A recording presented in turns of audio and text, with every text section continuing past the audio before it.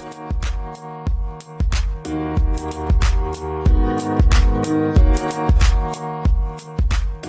everyone, welcome back to the Tatas Cave, and on today's episode we're going to be talking about hauntings and spiritual warfare.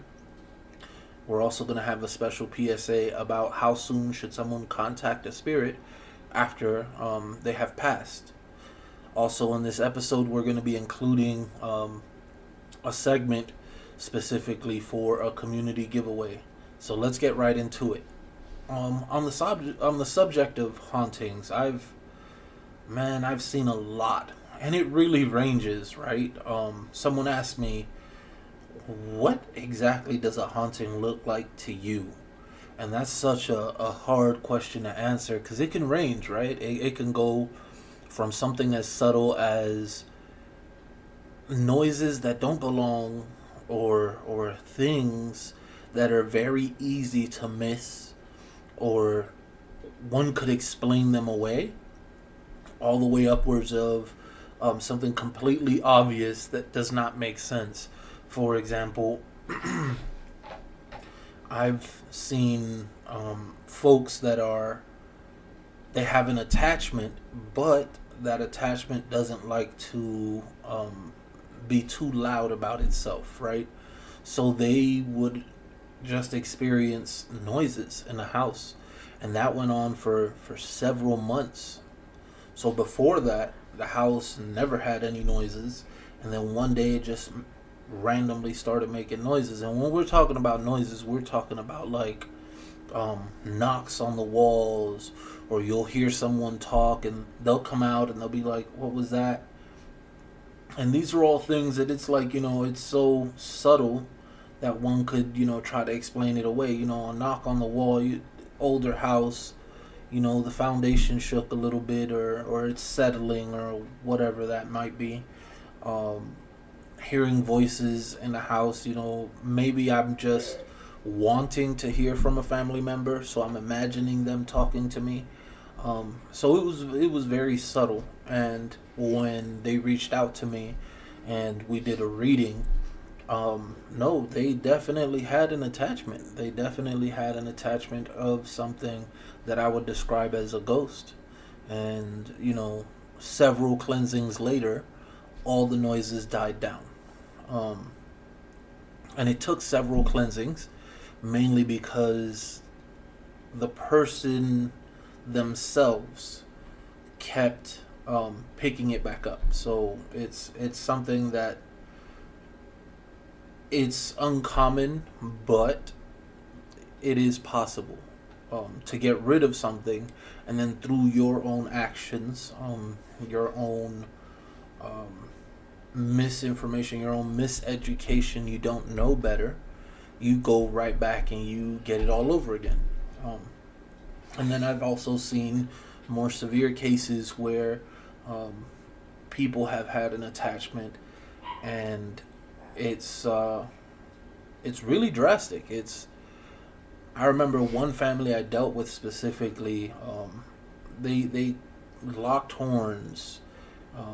They got into a spiritual war with another family, and both families were practitioners of ATRs.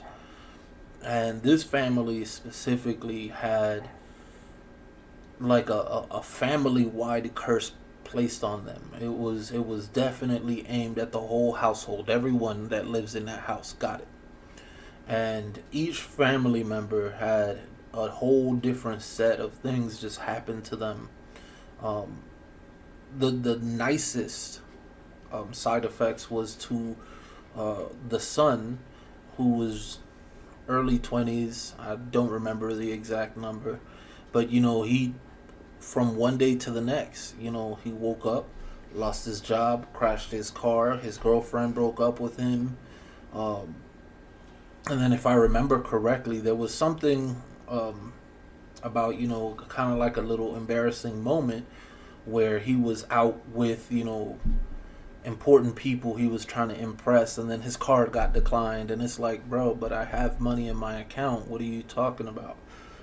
And that was the nicest one.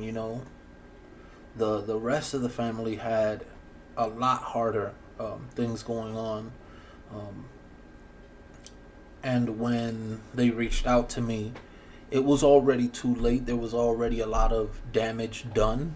Um, so I can't undo what's already done, right? What I can do is help you with preventing any more from being done. Remove it now. What's done is done.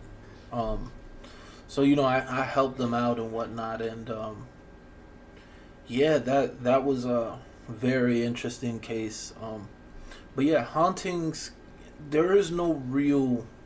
The best way to explain it is there's no real um, blueprint here as to what they should look like. They can look like anything, but what you're really wanting to look for in general is just something doesn't feel right. Regardless of how little or how big it is, something just doesn't feel right. Once you start feeling that way, then you should really start looking into spiritual assistance to try to figure out, okay, but why doesn't it feel right? And if it doesn't feel right, um, how can I make it feel right? What can I do to fix this?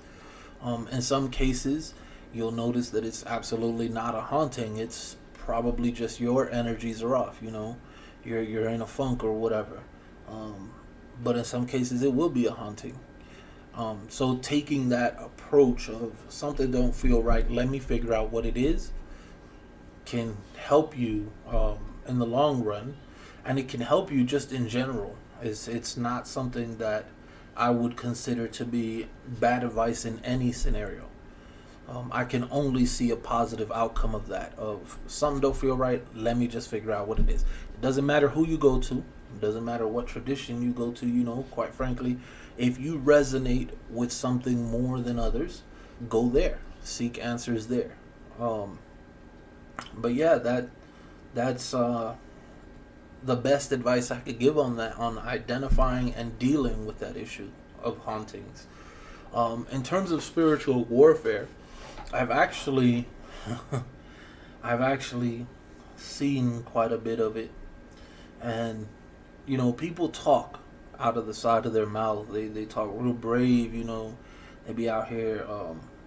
Yeah, I'll go to war. I'll do this. I'll do that, and then they have no fundamental understanding of what spiritual warfare actually entails, right? People think that spiritual warfare is along the lines of like, yeah, I'm gonna hit you this one time, and it's gonna be so destructive that I knocked you clean off your feet, and that's it. You never mess with me again. That might work if you're working against someone that's not very spiritually inclined. Um, but if you're going to spiritual warfare with someone that is very spiritually inclined, someone that's constantly on top of their cleansings, constantly on top of their um, traditional path on how to combat against someone coming at you, you're gonna see that in a lot of cases that ain't enough. As a matter of fact, that ain't even the tip of the iceberg. You're not doing nothing with one hit. You're not doing nothing at all. You gonna shake them a little bit. They gonna do what they gotta do. They gonna get right back to their usual self, and you gonna run off thinking you won. And that's if they decide to let you off lightly, because quite frankly, some folks will return that to you, and then you ain't getting off lightly. Um, so, what exactly then do I consider spiritual war? See, generally speaking, the way I see it is, if I can hit you one time and this is over, that's not even spiritual war. That's just me putting you in your place. Shut your mouth. You don't know nothing about spirituality if someone could take you in one hit. Shut your mouth. Sit down. Learn something. Now, if you can survive that one hit and respond back, now we have ourselves a spiritual war. War implies there is two parties that are able to go back and forward. Um, Until that is the case, I don't see it as war. I see it as an elder correcting someone that should have never even needed to be corrected. Someone that got too cocky, too confident in something that they don't know about. So, in spiritual war, how do you determine who wins? It's very interesting. I mentioned this a lot before, but I don't think people catch on when I say it. In spiritual war, it's not about how hard you hit. I'm going to say that again. It's not about how hard you hit. So you can sit here and make the most elaborate works or whatever you want to call it and come at me in the most elaborate ways you want to. And I'm going to welcome that. And I'm going to love every minute of it. Because the more elaborate you get and the more time, effort, and money you put into coming in at me, the more you show your inexperience in spiritual war. See, spiritual war is about longevity, endurance. It's a war of attrition. You come at me, I come at you, you come at me, I come at you. Think of it as almost like a game of volleyball, right? The name of the game here is keep the ball in the air. Keep it going back and forth. Keep it going, keep it going, keep it going until someone makes a mistake. And then I score a point. And if you can recover from me scoring that point, then we go again. Then you put the ball back in the air and we go back and forth until I score another point. Can you recover from that one? So you see, in that sense, you start to understand that it really is a longevity thing, an endurance thing. Not so much of who could hit the hardest. Because if it's about who could hit the hardest, then I'd be going for a spike every time. Just maybe I might have the power behind my spirits to knock everyone out in one hit. Maybe. But the issue with that is if I'm going for that one hit knockout, right? Then I'm not preparing for your response. And what happens if I didn't get you with the one hit knockout? What happens then? Now you prepared to strike back and I'm not prepared to defend. So I lose. I gave you a point. Can I recover from that point? So that's why it's always between more wise practitioners. It's a game of back and forth. And then even then, it depends on the traditions, right? In certain traditions, there's things we do to ensure that when we are locking horns with someone else, we're doing it in the most efficient way and in the most correct way possible. So what I'm talking about here is, like, say for example, the way I was taught. First off, I don't start problems with people. I don't care if you hate me. Hell, I don't even care if you talk shit about me. That's, you know what? That's your problem. If you want to waste your life talking about me, go for it. Do not cross that line. Because the moment you lift a finger to hurt me, or one of my family, I'm coming and I'm burning down your whole family tree. And I'm not going to stop at once. I'm going to keep doing it. And I'm going to keep my finger on that red button until I see that you are done. That there's nothing left in you. You have no more will to fight. So what does that look like, right? Well, from the way I was taught, you don't just randomly start piecing together whatever it is that you want to do and just do it. That's not how we work. You actually are supposed to sit down and use your wisdom to it. And there's a logic, there's a reasoning, there's mechanics to this. The entire universe has mechanics. It has a way of how and why it works. Even your spirituality. So one of the very first things I'm going to do is I'm going to read you down. Yes, you heard it from me. Absolutely, you can be read by someone Yes, you can, even without your consent. So a lot of those folks that are out there saying be careful with who you allow to read you, um, I don't understand. Because even if you don't allow me to read you, I can still read you. All it takes is your name. And we've been doing this for a long time. So yes. And even then it's a part of spiritual warfare, right? So someone comes at me, the first thing I'm gonna do is I'm gonna read them. I'm gonna try to understand how their spirituality works. When is the best time to strike? And not everything is meant to be as severe or as harsh as people think it is. For example, my aim could be to curse you behind one of your own nasty habits. So let's say you have a habit of, I don't know, some sort of an addiction to some sort of a drug, right? The worst way I could curse you is to not curse you. Instead, I want to put blessings, money behind you, so that money just starts falling out of the sky. Why? Because I'm hoping you'll OD. So you see, in that sense, I didn't curse you. I blessed you. But that blessing was a curse. And it's the same thing vice versa, right? I can curse you. Again, back to the addiction.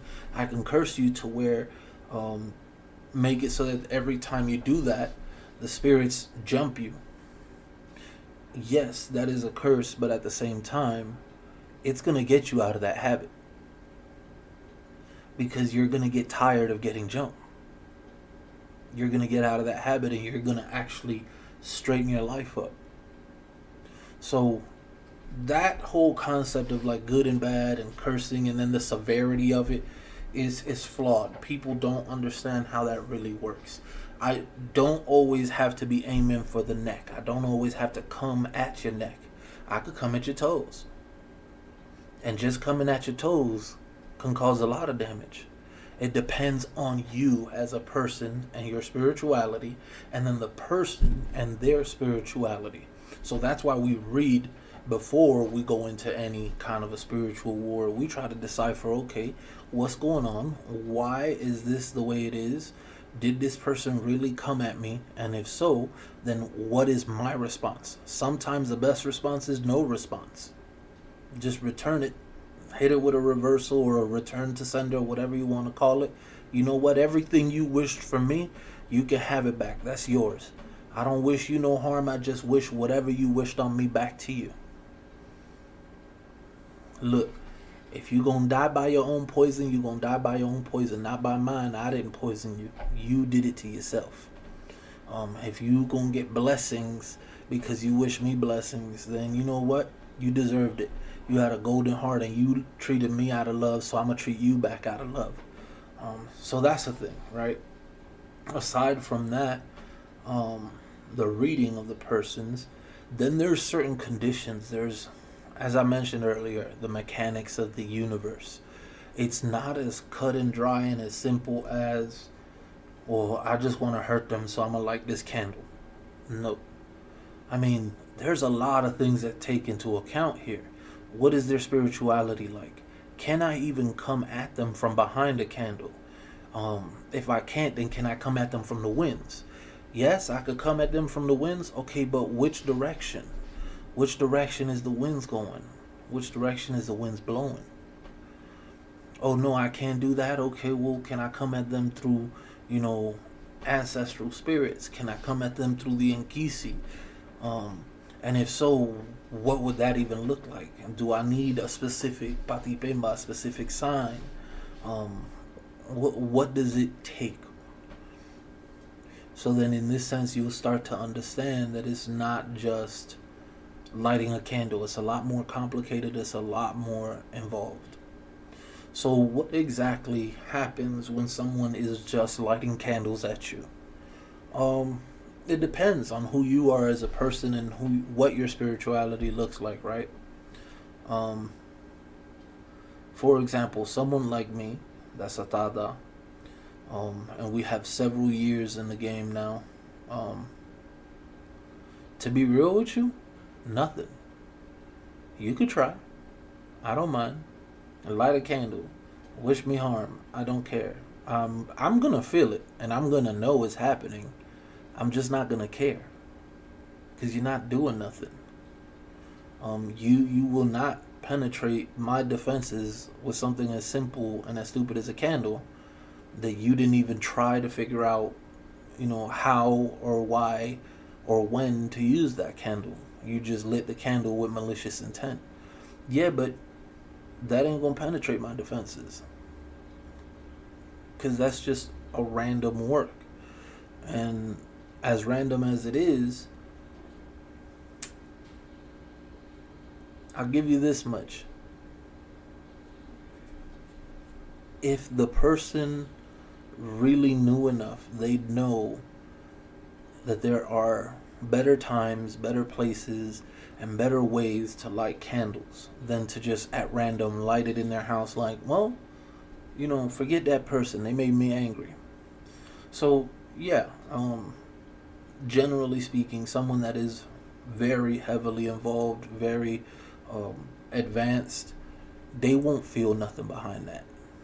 So don't kid yourselves out here talking about, oh no, because I'll hex you. Listen.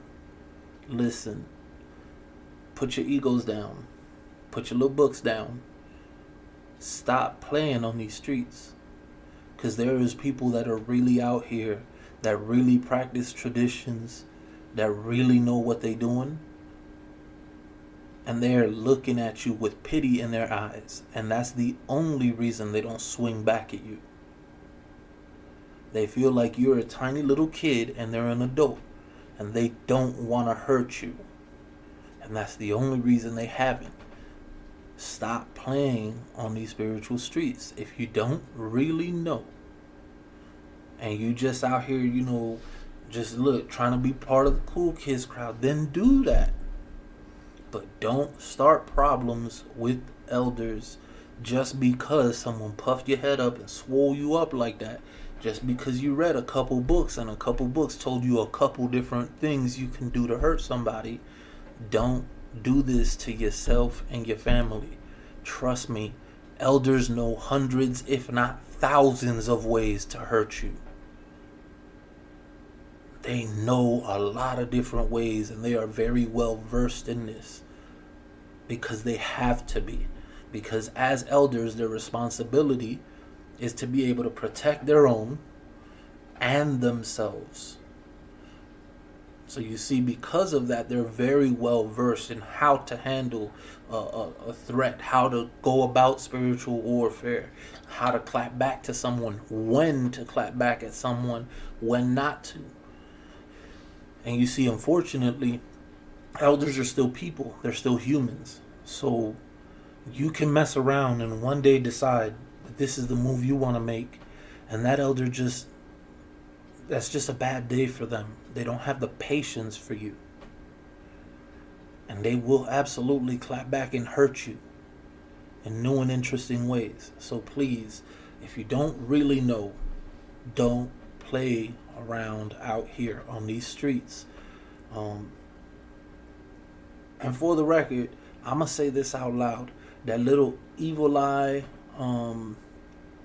charm that everyone keep putting on their bios and wearing the little bracelets, that ain't gonna stop shit. I'm gonna tell you outright, just like that. That ain't gonna stop shit. And you could saw all the doors and windows in your house. That won't stop shit either. When you know, you know. And you know how to deal with these kinds of scenarios. So please, as I said, if y'all just learning, then stay in that lane. Just be learning. Be happy. Experience the beautiful journey of the learning.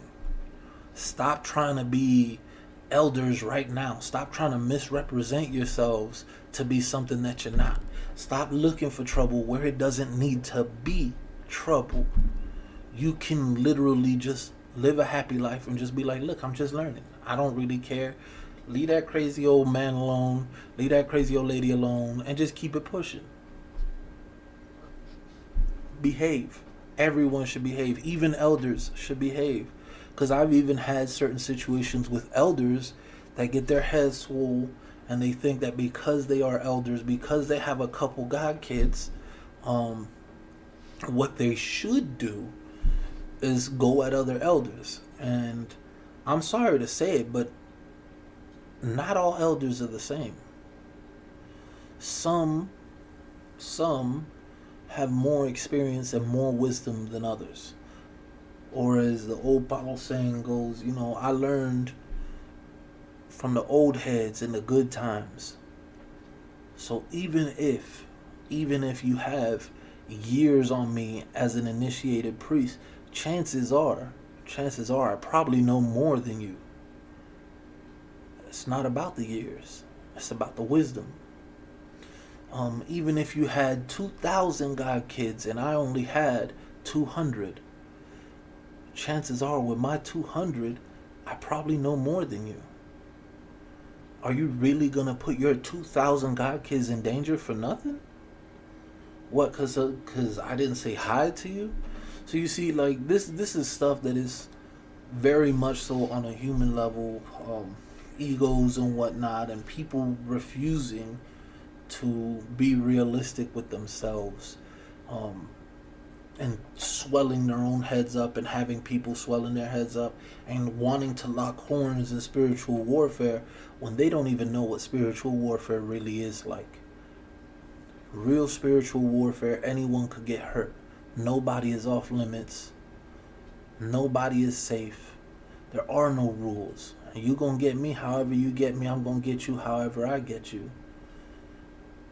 And it's not good. It's not good to be there. That should be avoided. But folks, for the glamour of things, they want to talk hard and they want to act like this and that. And, I don't agree with it, It's a last resort. I don't want problems. I don't want problems with anyone. But if you come looking for problems, then I will give you all the problems your family tree can handle. And I promise, it will not be what you wanted. It will not end up how you wanted it to end up. Because even if you take me down, that's another part of spiritual warfare, right? Even if you take me down, you're not going to do it without me hurting you first. You could take me down. I'm not saying I'm invincible. I'm not saying I'm the best in the world. I'm fully aware there might be people out there that could take me down. But you know what? They won't take me down before I hurt someone that they really love. I'm going to leave my mark on their life. They will live forever, for the rest of their life, knowing that was a fight they should have avoided instead of pushed. So you see, it's much more to it than that. Spiritual war is much more involved, and it's much more drastic, and there's a lot of complex concepts in there, and it's not the glamour that people pretend it is. It's not. We need to stop pretending. We need to start being real. It's not glamorous. It's not funny. It's not fun. It's time to stop pretending and be real. If you don't really know, shut the hell up and sit down. And if you do really know, you know exactly what I'm talking about. Don't nobody want that. We get forced into that. We get forced into it. Our hand gets forced into it. So on the community giveaway, I am actually hosting a community giveaway, and it's actually fairly simple. The temple is actually giving away $50. That's the prize, $50 to the first person that can answer 3 questions for me. The first question is, at what episode did we start including music at the end of the podcast? The second question is, how many phone calls have I received in the middle of recording my podcast? And the third question is, Why do you avoid spiritual warfare? I'll give you a freebie. So moving along from that, the PSA that I wanted to touch on. But wait, let me go back a bit. Keep in mind that giveaway only applies to followers. So I will post a tweet asking the 3 questions. And again, in order to answer, you have to be a follower. So my first follower that answers all 3 questions correctly will receive a Cash App. It has to be Cash App only, guys. I don't have all these other fancy banking apps and whatnot. First person to respond will receive $50 Cash App to whatever Cash App of their choice. They just send me the cash tag and we will go ahead and send it. So moving forward to this PSA thing. So someone asked me recently, how long should you wait before you start contacting spirits of the dearly departed, the deceased, the past, whatever you want to call it? Well, generally speaking, the way I was taught is a year minimum. A year minimum. For that first year, you should be allowing that spirit a grace period of coming to terms and understanding their own passing. You should be doing lots of prayers for elevation to help them get to a better place. And after that year has passed is just now when you can begin to say, for example, host a misa for them, or try to reach out to them through divinations to see if there's anything that they need. And even then, in most cases, even after that year has passed, those spirits will still turn around and be like, yeah, look, we need more prayers, we need flowers, we need this, we need that, because they're having a hard time coping with their passing, you know? So when I see these random people, let's just call them people, because I have a different opinion of what they are, but I don't want to be disrespectful. But let's leave it at people. When I see these random people reading someone that just passed, trying to reach out to them, claiming that they're a medium and they're contacting this being. First of all, no, you're not. Let's just keep it simple. No, you're not. Because a real medium would have known that within that first year, the only thing that is going to come through is pain. They feel bad. They feel sad. They feel depressed. They're mourning their own loss. Why would you even want to reach out to a spirit that is still mourning their own loss? What is the point of that? If you're a real medium, you would know that. Everyone mourns the loss of someone. Even the person that is lost mourns their own loss. I don't understand how people claim to be mediums and don't grasp this. And then readers, what is the purpose of you reading this person? What is the purpose of this? What, you trying to contact them? You trying to figure out details? Listen. That person is not your toy. That is a real person. Show them due respect. Let them have their dignity in death. Give them peace. Maybe in a year you can reach out to their family, or maybe immediately you can reach out to their family and tell them, hey, look, I would really like to reach out to this person, but let's schedule it for a good time. Can we, wait until the correct time and then speak to this person? And then, you know what, if the family agrees with it, go for it.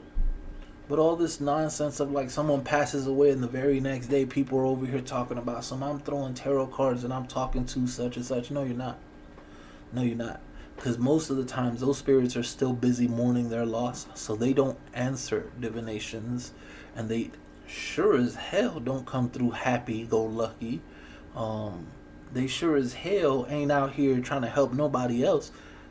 Have you ever seen someone in mourning? They're not worried about you. They're just trying to get through their own pain. So it makes no sense whatsoever to me, um, to hear these things, and it's really time for people to stop. They're playing around with someone's son, someone's daughter, someone's uncle, someone's aunt. You're playing with someone's family. It's time to stop. Stop this. Stop this. This is not okay. First off, first off, you should really be talking to the family and asking for permission to even do that. Second off, respect that person. Just because they have passed does not mean that they are no longer them, that they no longer have a right to dignity, a right to be respected. Um, no, they're still a person. They still have feelings. They still have dignity. They still want to be respected. Show them the due respect. Let them mourn their own loss. Let them process their own death. Um, Contact their family for permission to even try to reach out to that person. Do you know how insane that sounds for people to just be out here forcing contact with people they're not even related to for some clout? And I damn sure better not see nobody in an ATR doing this. Because you know what? All that sounds like to me is some colonizer stuff. I'm some conquistadors. You know what? I'm gonna stop because I'm gonna say some mean stuff. But I'm just saying, that's a very entitled mindset. What gives you the right to reach out to someone that isn't even related to you? What? Because you knew of them? Because they were some sort of celebrity? That gives you the right to come and harass that person? Yeah, but when they were alive, you couldn't harass them. So why are you now harassing them in death? You didn't have a right to reach out to them directly when they were alive, did you? So I don't know. It's the weirdest thing, and people need to stop this. For real. It's getting out of hand, and it's gotten to the point now where I notice that it's like almost every single celebrity that passes, almost immediately there's always someone following up right behind their passing. Like the news will come out and it'll say such and such passed, and very pretty much like within the next few hours, let's say to a couple days, you'll see all the quote unquote psychics, all the quote unquote mediums, all the quote unquote spiritualists and astrologers and these ones and that ones, and everyone starts commenting and quote unquote contacting this person. No, don't do this. This is disrespectful and it is wrong. And quite frankly, I'm pretty sure you're talking to trickster spirits, because that spirit is too busy doing what they doing. So even if you did get an answer, you're probably talking to a trickster spirit and you're being taken for a ride. And if you keep talking to them trickster spirits, you're going to find yourself in a lot of trouble. Trust and believe, trickster spirits are very real, and they very much so love preying on miseducated people like the ones that do these kinds of things. They don't have anyone that taught them better not to do this. And so the trickster spirits love preying on them because they're just about spiritual enough to where we can communicate to them, but they're not spiritual enough to know better than to stop the communication with us. But that's all for today, y'all. Keep in mind, I do have the Twitter. I have Discord in my bio, for those of you that do want to be able to interact directly. I also have the donations for the temple, guys. Please don't forget, the temple really appreciates every donation you make. The money actually goes towards keeping the temple running and helping out in the community. For example, the $50 giveaway, that is actually coming from the temple. and it's just going straight to one of the followers. So I appreciate all of you for everything you do, and don't forget, send me tweets what you would like to hear about in the next episode, or hop in the Discord and yell at me, hey Tata, I need you to talk about this. And you know what, if you can, it's optional, go ahead and push out a donation. Thank you very much. Y'all have a blessed one out there.